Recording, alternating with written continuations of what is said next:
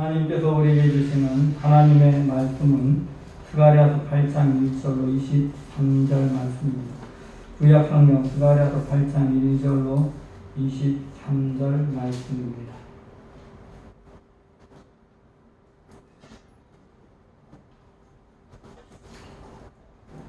자, 성경책 스가랴서 8장 1절로 23절 말씀 펴주시고 한 절씩 함께 교독하도록 하겠습니다. 만군의 여호와의 말씀이 임하여 이르시되 만군의 여호와가 이같이 말하노라. 내가 시온을 위하여 크게 질투하며 그를 위하여 크게 분노함으로 질투하노라. 여호와가 이같이 말하노라. 내가 시온에 돌아와 예루살렘 가운데 거하리니 예루살렘은 진리의 성읍이라 일컫겠고 만군의 여호와의 산은 성산이라 일컫게 되리라. 만군의 여호와가 이같이 말하노라. 예루살렘 길거리에 늙은 남자들과 늙은 여자들이 다시 앉을 것이라. 다 나이가 많으므로 저마다 손에 지팡이를 잡을 것이요. 그 성읍 거리에 소년과 소녀들이 가득하여 거기에 뛰놀리라. 만군의 여호와가 이같이 말하노라. 이 일이 그날의 남은 백성의 눈에는 기이하려니와 내 눈에야 어찌 기이하겠느냐. 만군의 여호와의 말이니라. 만군의 여호와가 이같이 말하노라. 보라, 내가 내 백성을 해가 뜨는 땅과 해가 지는 땅에서부터 구원하여 내고 인도하여 나가 예루살렘 가운데에 거주하게 하리니 그들은 내 백성이 되고 나는 진리와 공의로 그들의 하나님이 되리라. 만군의 여호와가 이같이 말하노라. 만군의 여호와의 집 곧 성전을 건축하려고 그 지대를 쌓던 날에 있었던 선지자들의 입의 말을 이날에 듣는 너희 손에 경고하이 할지어다. 이날 전에는 사람도 삭슬 얻지 못하였고 짐승도 삭슬 받지 못하였으며 사람이 원수로 말미암아 평안히 출입하지 못하였으니 내가 모든 사람을 풀어서 죽여하게 하였느니라.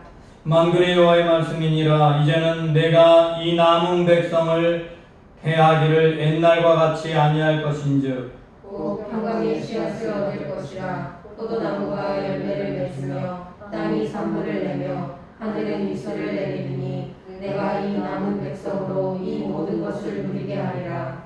유다 족속아 이스라엘 족속아 너희가 이방인 가운데서 저주가 되었으나 이제는 내가 너희를 구원하여 너희가 복이 되게 하리니 두려워하지 말지니라. 손을 견고히 할지니라.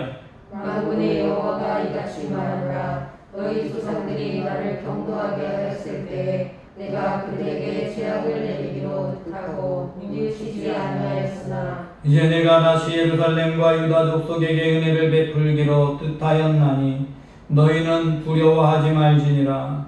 너희가 행한 일은 이러하니라. 너희는 이웃과 더불어 진리를 말하며 너희 성문에서 진실하고 합평한 재판을 베풀고 마음에 서로 이 해하기를 도모하지 말며 거짓 맹세를 좋아하지 말라. 이 모든 일은 내가 미워하는 것이니라.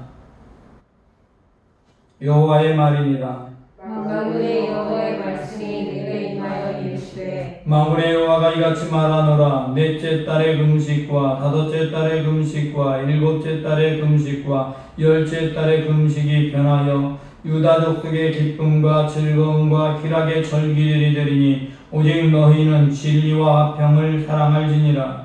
만군의 여호와가 이같이 말하노라. 다시 여러 백성과 많은 성읍의 주민이 올 것이라. 이 성읍은 주인이 저 성읍에 가서 이르기를 우리가 속히 가서 만군의 여호와를 찾고 여호와께 은혜를 구하자 하면 나도 가겠노라 하겠으며 많은 백성과 강대한 나라들이 예루살렘으로 와서 만군의 여호와를 찾고 여호와께 은혜를 구하리라. 만군의 여호와가 이같이 말하노라. 그날에는 발이 다른 이방 백성 10명이 유다 사람 하나의 옷자락을 잡을 것이라. 잡고 말하기를 하나님이 너와 함께 하심을 들었나니 우리가 너희와 함께 가려 하노라 하리라 하시니라. 아멘. 오늘 본문 마지막 구절은 그 구절의 내용만 들어도 우리에게 꿈과 설렘을 가져다주는 내용이 담겨 있습니다. 그날에 다른 이방 백성 10명이 유다 사람 하나 옷자락을 붙잡을 것이라. 곧 찾고 말하기를 하나님이 너희와 함께 하심을 들었나니 우리가 너희와 함께 가려 하노라 하리라. 다른 사람들이 저와 여러분을 보고 하나님이 너와 함께 하는 것을 우리가 들었다. 그러니 나도 너를 따라가겠다. 이렇게 말하는 거죠. 많은 사람들이 돌아오게 하는 역사가 나타난다. 대학생 선교회 CCC를 만들었던 김중국 목사님이 칼럼에 이런 글을 썼었어요. 나는 대학생들의 학습 훈련 방법과 효과에 대해서 20년간 실험 결과 생명 전염의 법칙 하나를 발견했다. 생명 전염의 법칙 하나를 발견했다. 1965년 7월 300명의 불신자와 350명의 신자 학생을 1대1로 짝지어 5박 6일간 수양관에서 수련회를 했다. 자고 먹고 강의 듣고 둥글고 기도하였다. 5일 동안 영혼의 부모가 되고 스승이 되고 파수가 되어 의사가 되어 밤을 새워 짝지어준 친구 이름을 부르며 목숨이라도 대신하겠다는 각오로 기도했더니 산 골짜기 나무 아래서 저마다 목매어 기도하는 소리가 들렸다. 세상에 이보다 순수하고 절실한 기도가 있을까? 영성 100도짜리 순장 한 사람에게서 10명을 책임지게 하고 100시간을 이렇게 지나면 영성 60도짜리 30도짜리 혹은 10도짜리까지 98%가 영성 100도가 되는 통계가 나왔다. 생명 전염의 부하적인 훈련이 일시에 수천 명씩 결신자가 생겨났다. 제일 많이 한꺼번에 생겨났던 게 이제 CCC 집회 98년인가요? 금교회는 8,000명이 결신하는 일도 있었어요. 수련회에서 몽상인가요? 거기서 그렇게 했던 일이 있었는데 이 CCC 집회를 통해서 처음 시작할 때 300명 데리고 가서 350명 붙여서 기도시켜주면서 했더니 그들이 구원받고 하나님의 백성으로 거듭나는 역사가 나타나더라. 그래서 생명은 전염되시는 것이구나 라고 그런 글을 썼어요.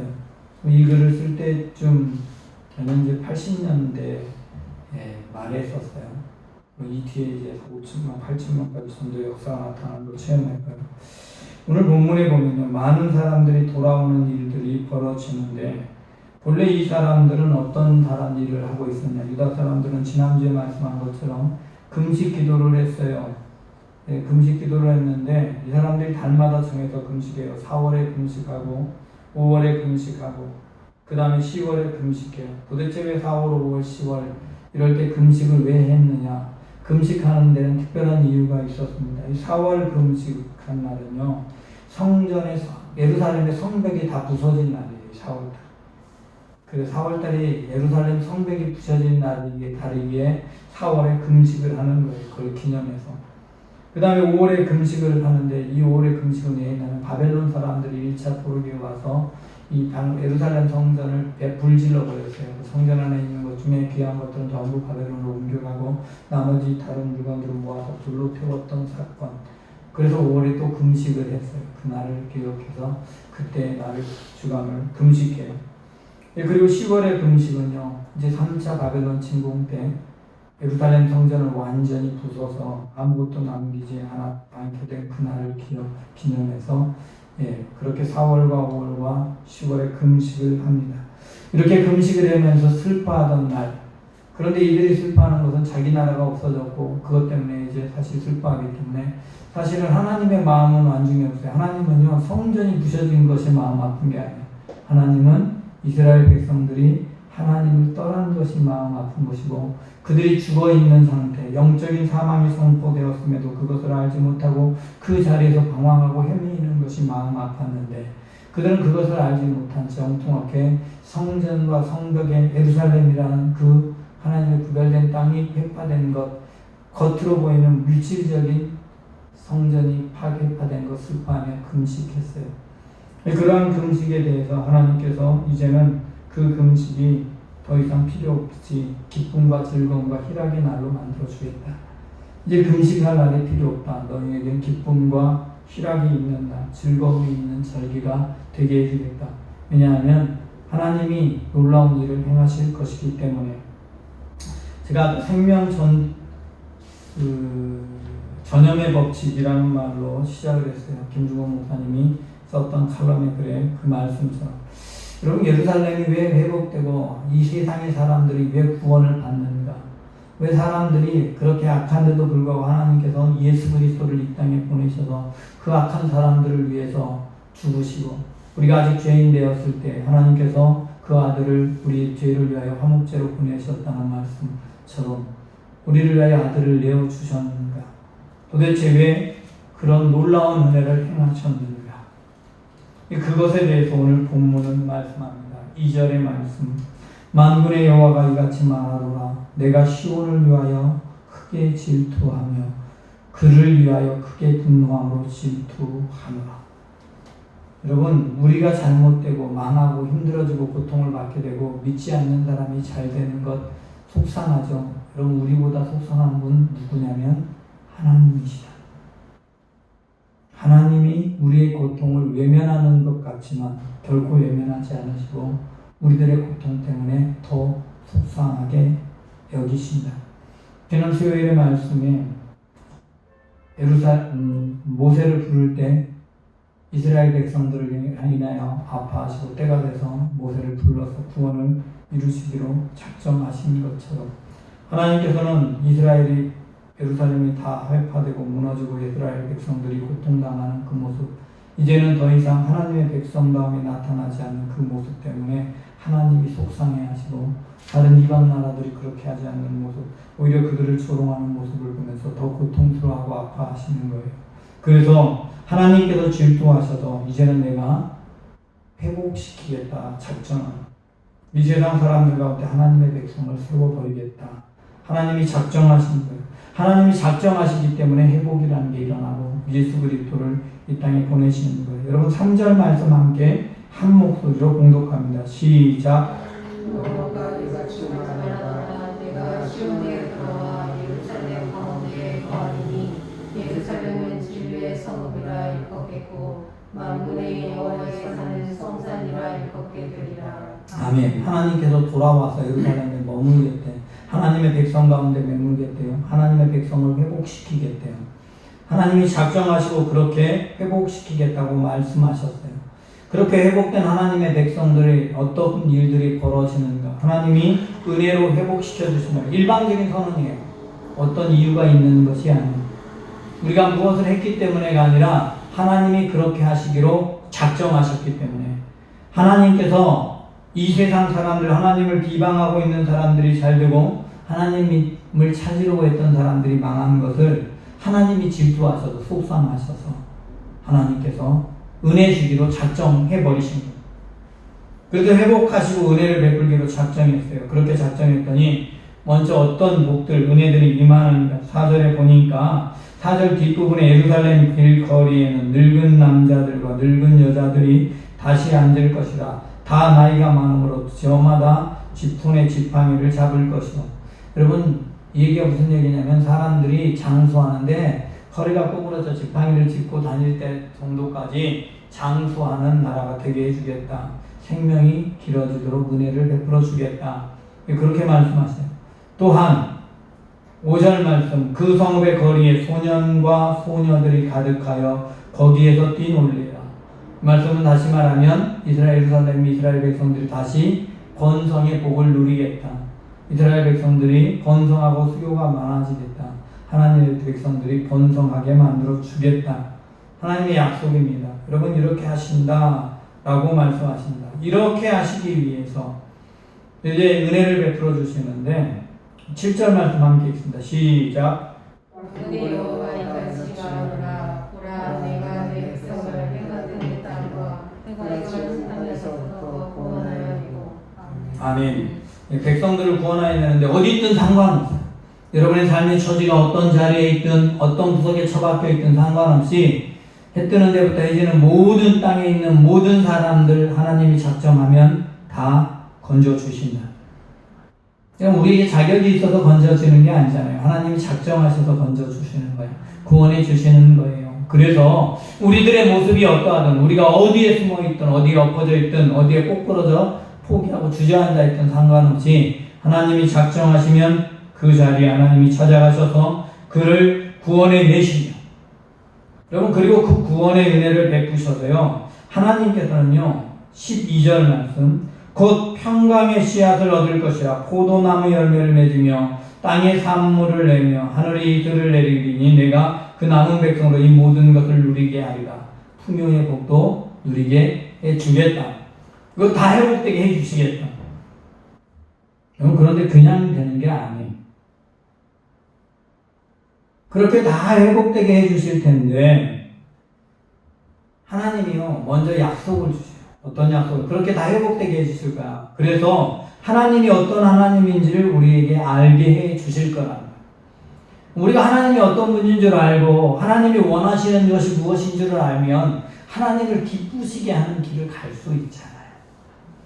저와 여러분이 하나님을 기쁘시게 하는 사람만 되면 되는 거예요. 하나님이 요구하는 건 간단해요. 내 삶을 위해 살아가던 내가 하나님 위해 살아가는 나로 결정만 하면 돼. 하나님은 은혜로 나를 건져주셔서 복 주시기를 작정을 해버렸으니까 하나님은 어차피 나에게 잘되게 작정하셨어요. 그러니 내가 하나님이 원하는 대로 살기만 하면 되는 거예요. 그래서 말씀하세요. 그래서 8절 말씀, 그들을 인도하여 낸 후에 보세요. 예루살렘 가운데 거주하게 하리니 그들은 내 백성이 되고 나는 진리와 공의로 그들의 하나님이 되리라. 하나님이요 진리와 공의로 우리 하나님이 되리라. 진리의 하나님, 공의의 하나님이 되셔서 우리에게 공의를 알게 하십니다. 이 세상에서 무엇을 할지 알게 해주십니다. 여러분, 이 공의라는 게요 어떤 게 공의냐면, 여러분, 우리는 공의 하면 이런 게 공의라고 생각해요. 나쁜 짓 한 놈은 심판해주고 착한 일 한 놈은 상 주는 거 공의다. 여러분, 이런 공의면 다 멸망해서 망해버렸어요. 큰일 나.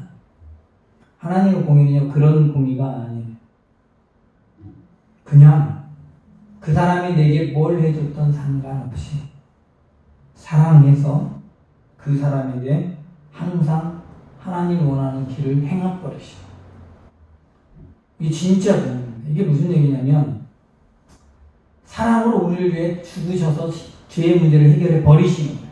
여러분, 죄가 해결돼야 공의가 있는 거예요. 여러분, 사단과 거래를 할 필요 없어. 하나님은 그냥요 사단의 세력을 그냥 멸해버리고 우리를 하나님의 백성 삼아버리면 되지만 그런 공의롭지 못해. 죄에 대한 대가를 치러야 하니까 그냥 하나님이 치러버리면 되시. 우리가 치러야 될 대가를요 하나님이 대신 치러서 공의를 이루어버리신 거예요. 저와 여러분의 모든 죄를 치러서 이루신 거예요. 이게 진리고 이게 공의예요. 예수 그리스도께서 이 땅에 오셔서 저와 여러분의 죄를 위하여 십자가에 죽으신 사건이, 그러므로 말미암아 저와 나 여러분이 죄의 문제를 해결됐다는 그 사실이 진리이고 그것이 하나님이 이루신 공의예요. 그리고 그것이 하나님의 사랑이에요. 이런 그렇게 공의를 보여주시고요. 그런 하나님임을 우리에게 알게 해주세요. 그렇게 해서 뭐 성전을 건축하고 뭐 하든 다 은혜를 내려주시겠다라고 말씀해요. 그래서 우리에게 요구하는 게 있어요. 그때부터 이제 너희들이 깨닫고 알고 하나님의 전을 건축하고 하나님이 우리와 함께 우리에게 사랑으로 은혜를 베푸시고 우리를 구원해 주시고 우리를 택해 주셨다는 걸 안다면, 그때부터 그 약속한 모든 걸 누리려면 우리가 먼저 행해야 할 일이 있어요. 그것이 무엇인가? 이렇게만 하면 마지막 절에 나와 있는 23절의 역사가 일어나는 거예요. 사람들이 우리를 붙잡고 나도 너희 따라 교회 다닐래. 야, 하나님이 정말 너와 함께하는 걸 내가 봤어. 나도 너희 따라 교회 다닐래. 그럼 전도가 어렵다고 하잖아요. 여러분, 세상에 전도가 쉬울 수 있겠습니까? 얘기 나누는 게 쉽습니까? 육신의 자녀 하나 낳는 것도 힘든데, 그죠? 저는 안 나봐서 사실 몰라요. 나는 걸 옆에서 지켜는 봤는데 여자분들은 다 낳아봤잖아요. 그래서 여자분들이 좀 더 남자분들보다 좀 더 잘 낳아봐. 아기를 낳아봤잖아요. 여러분, 아기 낳는 고통이 얼마나 큽니까? 생명을 낳는 게 고통스러운 일이지요. 여러분, 그 고통스러운 일을 내가 억지로 하려고 애를 쓰고 전도하려면 너무 힘들고 어렵죠. 고통스럽잖아요. 전도는 어려운 거예요. 그런데 하나님이 그 일을 쉽게 만들어 주시겠대요. 내가 하지 않고 그 사람이 오게 만들어 주겠다는. 하나님이 이렇게 하면 그들이 너를 붙잡고 가겠다고 할 거야 라고 말씀하고 계세요. 마치 아브라함을 보고 이삭을 보고 요셉을 보고 야곱을 보고 하나님이 너와 함께하는 걸 분명히 봤다라고 이방 사람들이 말하는 것처럼 그렇게 말하게 해주겠다. 하나님이 약속하셨어요. 일단 하나님께서 복 주는 것 두려워하지 않고 그 복이 있을 거라고 믿으면 되고요. 다음 15절 말씀 함께 읽어볼까요? 시작. 이제 내가 다시 예루살렘과 유다 족속에게 은혜를 베풀기로 뜻하였나니 너희는 두려워하지 말지니라. 여러분, 은혜로 베푸기로 적장했으니까 너희는 두려워하지 말아라. 왜 두려워하지 말라고? 이런 일을 해야 되기 때문에 두려워하지 말아라. 그냥 하면 된다. 근데 하면 되는데요. 이런 일을 하는 게 두려움이 임하나 보죠. 두렵게 자꾸 생각하나 보죠. 16절 시작. 너희가 하나님을 위하여라. 너희는 이웃과 더불어 진리를 말하며 너희 성문에서 진실하고 합당한 재판을 베풀고 17절까지 마음에 서로 해하기를 도모하지 말며 거짓 맹세를 좋아하지 말며 이 모든 일을 내가 미워하는 것이라 여호와의 말이니라. 아멘. 정직과 공의를 우리가 행해라는 거예요. 주님이 하셨던 것 우리가 그대로 행해라. 이웃에 대해서 구원의 길 진리를 말하는 거예요. 성문에서 진실하고 화평한 재판을 하고, 이게 사실은 성문에서 진실하고 화평한 재판을 하고 이게 어떤 거냐면요, 이 사람들이 어떤 재판을 하면요, 그 성주가 성문 앞으로 사람을 모아서 재판하거든요. 왜냐면 이 백성들이 딱 모여 있었을 때 그 백성들이 다 보이기 가장 좋은 자리가 옛날에 그 성이 들어오면, 성 정문에 들어오면 그 앞에 마당이 앉아 계세요. 이렇게 있는 이유가 성에서 적군이 오는 걸 방어하기 위해서 그렇게 해요. 그리고 적군이 혹시 뚫려들어도 이렇게 주위로 삥 둘러서 그 부분을 둘러싸고 안에 들어온 적을 죽일 수 있도록 중간에 공간을 만들어놔요. 그럼 화살을 그 안에 들어왔을 때 다 화살을 만들어. 근데 그 백성들이 거기에 모이는 그런 다 성의 구조가 그렇거든요. 그러니까 백성들이 거기에 모아놓고 재판을 하는 거예요. 그러니까 재판을 할 때, 그렇게 성문에 모여서 재판을 할 때 그 앞에서 정직하게 말해라.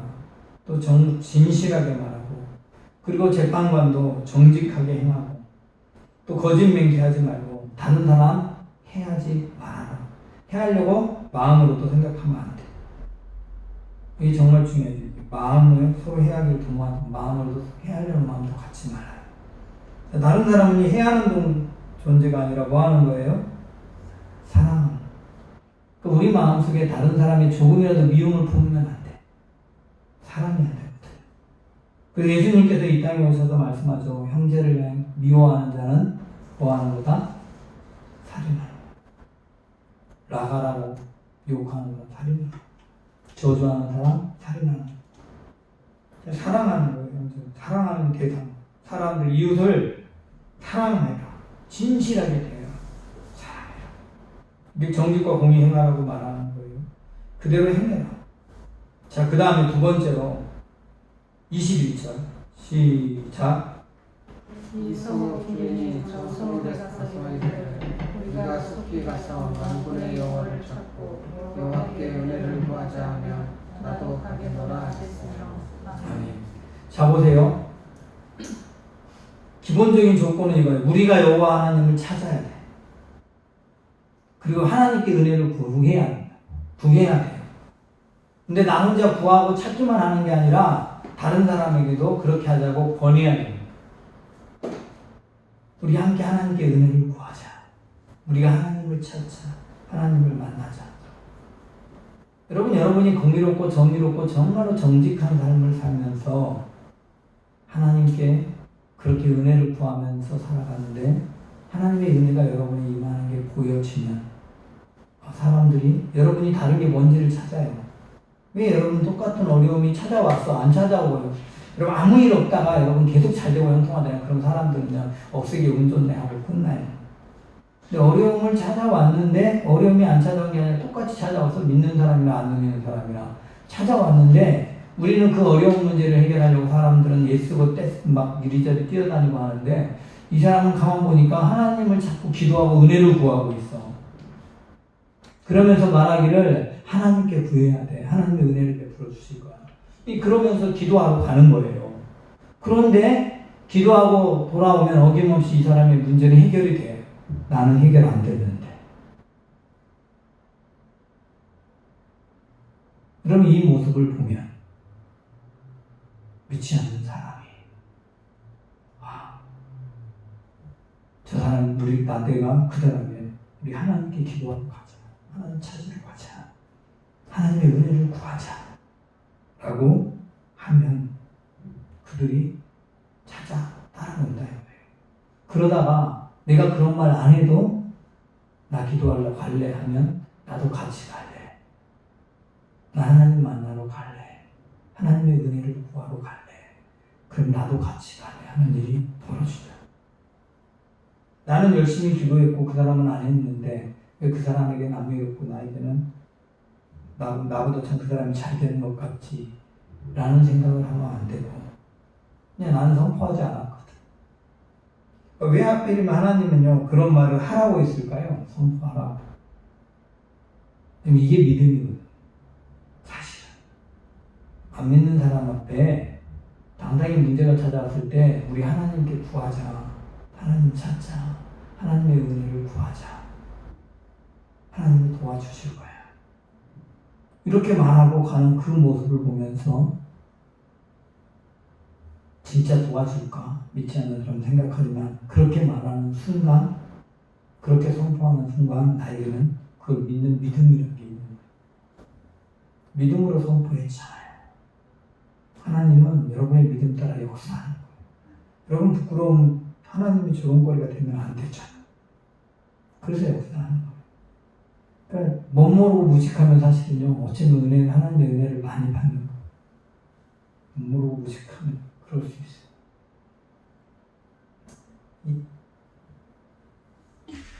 똑똑한 것 같아도 똑똑이 있고 저도 가끔은 똑똑할 때가 많고 또 멍청한 짓을 했는데 보기에 사람들이 보기에는 그게 진짜 똑똑하고 지혜로운 일일 때도 많아요.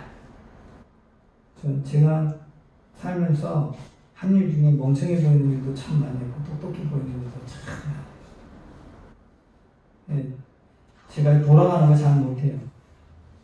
돌아가는 거 잘 못해요. 이게 무슨 뭘 하자고 말하면 이렇게 잘 설득하려면 조금 이렇게 애둘러서 말해야 되는데 그냥 직선적으로 바로 말하고 바로 가는 그런 성격이어가지고 그리고 이게 잘 안 되는 거 있어요. 돌아가지 않고 직선적으로 말해도 잘 안 되는 게 여자 만날 때 그러면 안 되잖아요. 그죠? 그래서 저는 그냥 평생 그렇게 했기 때문에 그리고 한 번밖에 안 했기 때문에 한 번에 하나님이 만나게 해주셨어요. 한 번. 여러분 여자 만날 때 그렇죠. 교회 건축하고 교회 처음 예배당 차릴 때도 그렇고요. 어떤 일을 하려고 하는데 할 때도 우리 전도사님은 경험을 좀 많이 했을 것 같아. 어떤 일을 할 때 옛날에 요즘은 다른 분이 그랬었죠. 우리 전도사님하고 전민수 집사님이 참 많이 행사를 하려는데 비가 와요. 아침에 비가 오면 전화가 와요. 또 어제 예보에 비가 온다고 하는데 비가 오는데 내일 행사를 하나요? 뭘 하나요? 전화를. 그러면 저는 어김없이 그냥 합니다 그랬어요. 합니다. 제가 먼저 그냥 취소한 적은 있어요. 그런데 제가 말하지 않고 딴 사람이 전화해서 물어보면 저는 합니다라고 보내줘요. 그리고 그칠 거예요. 그냥 합니다라고 하세요. 비 그칠 거예요. 그럼 그쳐. 이게 선포라는 게 정말 놀라운 겁니다. 이 선포 속에는 믿음이 있는 거예요. 믿음이 없이는 선포하지 않대요. 한 번은 체육대회 하는데 아침에 비가 내리니까 정미선 집사님한테 전화가 왔어요. 오늘 체육대회 하는 거 맞아요? 전화가 왔어요. 예, 합니다. 시작하면 일단 모이세요. 시작하면 비가 그칠 거예요. 지금 그랬어요. 9시 반인가 모여서 예배 드리는 동안 비 그쳤어요. 양지초등학교 그 그늘인 위에 비 가려지는 그쳤어요. 그러니까 여러분 믿음으로 선포하면 하나님이 일하시는 거예요. 돈이 없는데 주실 거라고 그냥 선포하고 하고, 그렇다고 무대뽀가 아니라 믿음 생기면 그냥 하십시오. 하나님을 믿어보십시오. 하나님 믿어보고 행하는 겁니다. 그런데 이게 안 믿는 사람 앞에 더더욱 그렇게 할 수 있어야 돼요. 안 믿는 사람 앞에 담대히 선포할 수 있어야 돼요. 제가 생각하건데 초대교회에 왜 역사가 일어났을까? 우리나라에 복음이 처음 들어왔을 때 왜 놀라운 역사들이 일어났을까? 그때 진짜로 그랬어요. 여러분 우리나라처럼 희한하게 전도한 나라가 없어요. 우리나라에서 전도를 하는데 처음에 어떻게 했냐면 그 전도인이라는 걸 세웠어요. 그 전도인을 세운 다음에 전도인들에게 어떻게 전도를 했냐면 누가복음이나 쪽복음을 줬어요. 책을 나눠준 다음에 가지고 이거 가지고 전도하고 또 한 사람한테 전해주는데 공짜로 주지 말라고 했어요. 그래가지고 처음 가는 집에 가서 예수 믿으라고 하고는 책을 주면서 공짜로 안 해요. 쌀이라도 받아왔어요. 강제로. 근데 이게 놀라운 일이 벌어집니다. 여러분 저희 같은 거 이렇게 낙동강에서 대동강에서 토마스 선교사가 죽으면서 책을 다 뿌렸을 때는 이 사람들이 책을 주워다가 뭐 했었냐면 똥종이로 쓰고 벽에다 달는 벽지로 썼거든요. 물론 그것 때문에 벽지로 붙여놨다가 예수 믿어서 처음 우리나라 최초의 교회가 만들어지기도 했어요. 그런 역사가 일어났어요. 그런데 전도인이 가져다 준 책은요 그렇게 못 써. 왜 못 쓸까요? 값을 지불했거든. 찢기에는 아깝거든요. 찢어버리기에는 아까워. 그래서 읽었다니까. 근데 처음에 그 일을 시킨 분이 누군지 내가 모르겠는데 진짜 믿음도 좋아요. 아니 그때 먹을 게 흔했던 때는 모르는데 일제시대 초기고 일제시대 그래요. 일제가 오기 직전 진짜로 먹을 게 없을 때였어. 군대로 강제로 쌀 뺏었고 그걸 줬으니 생각해보세요. 이게 말도 안 되는 일이잖아요. 근데 그렇게 받은 사람들이 예수 믿는 일이 벌어지고 믿음으로 선포하고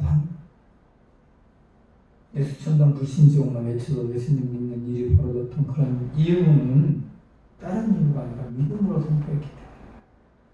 그리고 그냥 자기들은 다른 삶을 사는 거예요. 깡 뺐던 사람들이 물벼락을 맞아도 아무 말 안 해. 실제로 이런 게 안 됐고요. 그냥 강제로 그랬으면 안 믿었어요. 근데 달라졌거든요, 사람들이. 예수님 만나면 이 사람들이 이상하게 달라졌어. 전혀 알패가 깡패가 아니고 이상하게 그 맨날 노름하고 돌아다녔던 남자가 갑자기 그걸 그만두는 거예요. 바뀐 거예요. 사람들이 보기에 공의로운 길을 그냥 가면서 선포하는. 그러니까 역사가 나타나는 거예요.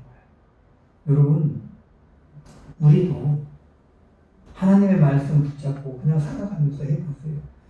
여러분, 그리고 담대하게 선포해 보십시오. 새 보는 겁니다. 나도 네가 다니는 교회를 가볼래. 옛날에 그런 일들이 참 많이 있었어요.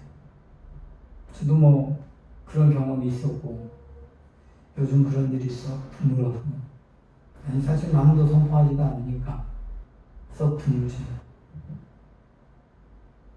그랬던 것 같아요. 정말 그랬어요.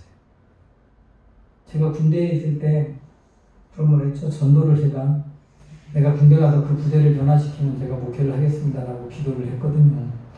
그러면 무지하게 열심히 전도하러 다녔을 것 같은데 이 전도는 안 다녔어요. 붙잡고 막 복음 전하지 않았어요. 왜냐하면 저는 저 혼자 다니는데도 이 고참들이 핍박을 했기 때문에 그건 또 전도하는 건 힘들었어요. 그런데 첫날 저 그냥 뭐 최대한 병장이 자기가 전도해달라고 해가지고 전도받고 그런 일이 있었던 거죠. 근데 제가 한 가지 했던 거 있었어요. 뭐냐면 진짜로 저는 자대관 보통 2등병 짓는데요. 직립 고행을 하라고 해요. 그걸 딱 하면 대충 막 애둘러 가는 게 아니라 직선으로 가다 딱 직각으로 꺾어서 움직이고 신경때 그렇게 훈련해요. 근데 자대관 아무도 그렇게 안 해요. 저는 일병 끝날 때까지 상병 달 때까지 그렇게 다녔어요. 전생활 내내 직립보행 했어요. 정말 배운 대로. 제가 나이가 제일 많았거든요. 군대에서. 한 명 빼고. 행정반에 저보다 나이 많이 늦게 온 박사과정 하다 오신 분 빼고는 제가 나이 제일 많았어요.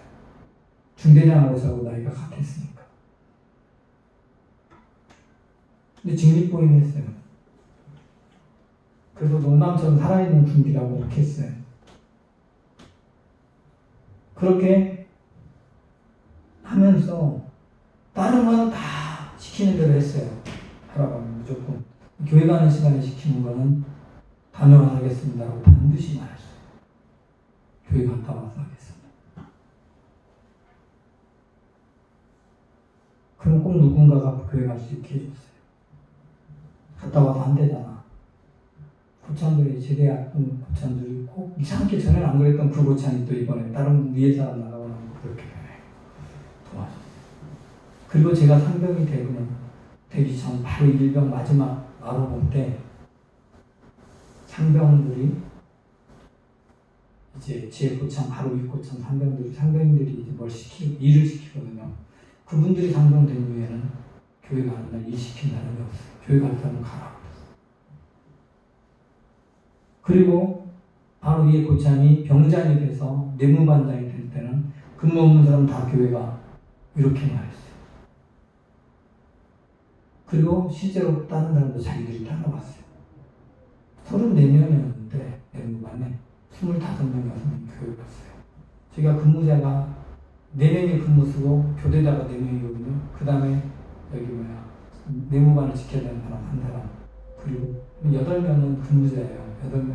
그러니까 근무 대기자까지 해서 10명이 빠져야 되는데 그 10명도 아니고 한 명만 그렇게 해서 그 내무실까지 그냥 자기 하시는 분이 자기가 지킨다고 보냈어요. 그래서 25명까지 보냈어요. 근데 제가 전도한 게 아니에요. 자기가 나오겠다고. 근데 오늘 말씀 그대로예요. 공의롭게 그대로 행하면, 그리고 하나님께 나가는 것에 대해서 교회 다니는 사람이 있는데 그때는 그 사람을 아직까지 챙겼어요. 머리 깎아야 되는데 그럼 교회 못 가잖아요. 제가 데리고 갔다 와서 깎겠습니다. 이렇게 챙겨서 데리고 갔다. 그랬어요. 제가 교회 다니는 군종인데 이발병을 했어요. 왜냐하면 이발하는 것 때문에 교회 못 가야 돼. 데리고 가서 갔다 와서 밤에 깎았으니까. 깎아야 됐으니까. 그렇게 했어요. 근데 그러니까 그렇게 바뀌더라고요. 여러분, 하나님이요 바꾸십니다. 교회 가는 걸 그렇게 싫어했던 사람이 교회를 가라고 말해요. 그런 일이 벌어집니다. 그래서 하나님이 말씀하신 거, 오늘 본문 말씀 보면 분명히 그렇게 하시겠다고 말씀하셔요. 사람들이 서로 가겠다고 말한대요. 이방 사람 10명이 유다 사람 1명 붙였구나. 네가 하나님께 가는데 나도 같이 갈래. 내가 하나님과 함께 하는 거 봤거든. 우리가 너희와 함께 가겠다. 이렇게 말씀하십니다. 말씀합니다. 여러분, 그런 역사는 지금도 일어날 수 있다는 사실 믿으시기 바랍니다. 그래서 지금까지 교회가 세워도 왔으니까요. 저와 여러분 모두가 그런 역사를 체험하는 믿음의 사람으로 세워지는 하나님의 백성 되시기 바랍니다.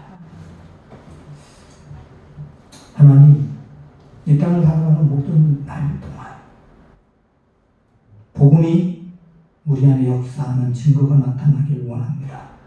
주여, 우리가 하나님의 집 안에서 말하고 공의를 행하는 사람 되게 하시고, 정말 이웃을 사랑하는, 이웃을 어떤 경우에도 해하려거나 미워하는 마음 갖지 않는 믿음의 사람 되게 하여 주옵소서. 그리하여 우리가 사랑하는 사람, 사랑으로 품는 사람 되게 하셔서 이 세상 사람들이 우리 안에 역사하신 하나님의 역사를 보게 하여 주옵소서. 하나님을 찾고 하나님의 은혜를 구하는 사람으로 서게 하시고, 하나님의 은혜를 구하자고 말할 수 있는, 선포할 수 있는 믿음의 사람 되게 하옵소서. 그리하여 하나님께서 우리와 함께하는 놀라운 역사를 체험하게 하옵소서. 예수 그리스도 이름으로